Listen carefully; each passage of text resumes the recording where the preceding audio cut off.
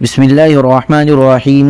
حضرت عائشہ رضی اللہ تعالیٰ عنہ فرماتی ہیں کہ حضرت ابو بکر رضی اللہ تعالیٰ عنہ نے فرمایا، اگر تم مجھ کو اور رسول اللہ صلی اللہ علیہ وسلم کو اس وقت دیکھتی جب ہم دونوں غار ثور پر چڑھے تھے تو عجب منظر دیکھتی۔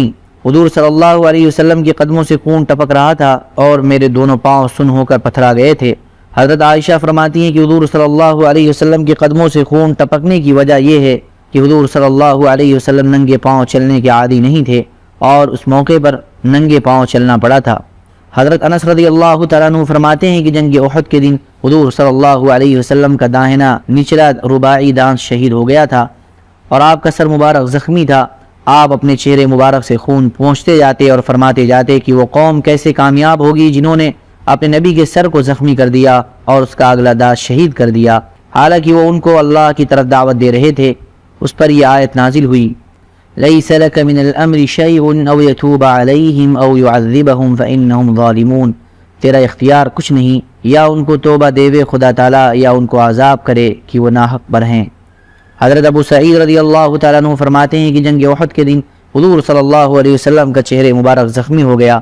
سامنے سے حضرت مالک بن سنان آئے اور انہوں نے حضور صلی اللہ علیہ وسلم کے زخم کو چوسا اور آپ کے خون کو نگل گئے۔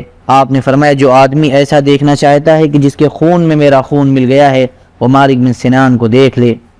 حضرت عائشہ رضی اللہ تعالیٰ عنہ فرماتی ہیں کہ حضرت ابو بکر رضی اللہ تعالیٰ عنہ جب جنگ احد کا ذکر فرماتے تو یہ ارشاد فرماتے کہ یہ دن سارے کا سارا حضرت طلحہ کے حساب میں ہے۔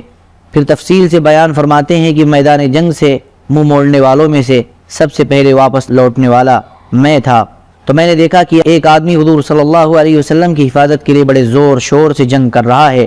میں نے اپنے دل میں کہا کہ خدا کرے یہ حضرت طلحہ ہوں، اس لیے کہ جو ثواب مجھ سے چھوٹنا تھا وہ تو چھوٹ گیا، اب مجھے زیادہ پسند یہ ہے یہ ثواب میری قوم کے کسی آدمی کو ملے۔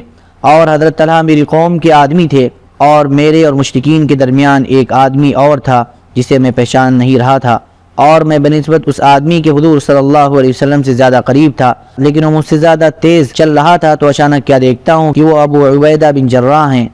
ہم دونوں حضور صلی اللہ علیہ وسلم کی خدمت میں پہنچے تو ہم نے دیکھا کہ آپ کا اگلا دانت شہید ہو چکا ہے اور آپ کا چہرے مبارک زخمی ہے اور کھود کی دو کڑیاں آپ کے رخسار مبارک میں گھس گئی ہیں۔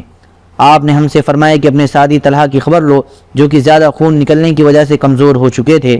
حضور صلی اللہ علیہ وسلم کو زخمی حالت میں دیکھ کر ہم لوگ آپ کے اس فرمان کی طرف توجہ نہ کر سکے، ہم بہت پریشان ہو گئے تھے۔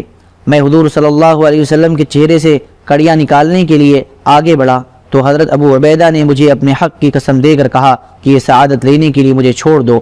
میں نے یہ موقع ان کے لیے چھوڑ دیا۔ انہوں نے ہاتھ سے کڑیاں نکالنا پسند نہ کیا کہ اس سے حضور صلی اللہ علیہ وسلم کو تکلیف ہوگی، بلکہ دانتوں سے پکڑ کر ایک کڑی نکالی، کڑی کے ساتھ ان کا سامنے کا ایک دانت بھی نکل کر گر گیا۔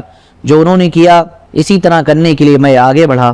انہوں نے پھر مجھے اپنے حق کی قسم دے کر کہا یہ سعادت لینے کے لیے مجھے چھوڑ دو، اور انہوں نے پہلی مرتبہ کی طرح دانتوں سے پکڑ کر کڑی کو نکالا۔ اس دفعہ کڑی کے ساتھ ان کا دوسرا دانت نکل کر گر گیا۔ دانتوں کے ٹوٹنے کے باوجود حضرت ابو عبیدہ لوگوں میں بڑے خوبصورت نظر آتے تھے۔ حضور صلی اللہ علیہ وسلم کی خدمت سے فارغ ہو کر ہم لوگ حضرت طلحہ کے پاس آئے۔ وہ ایک گڑھے میں پڑے ہوئے تھے اور ان کے جسم پر نیزے اور تیر اور تلوار کے 70 سے زیادہ زخم تھے اور ان کی انگلی بھی کٹ گئی تھی۔ ہم نے ان کی دیکھ بھال کی۔ اللہم صلی علی سیدنا و حبیبنا و محبوبنا و مولانا محمد و بارک وسلم۔ سبحان ربک رب العزة عما یصفون وسلام علی المرسلین والحمد للہ رب العالمین۔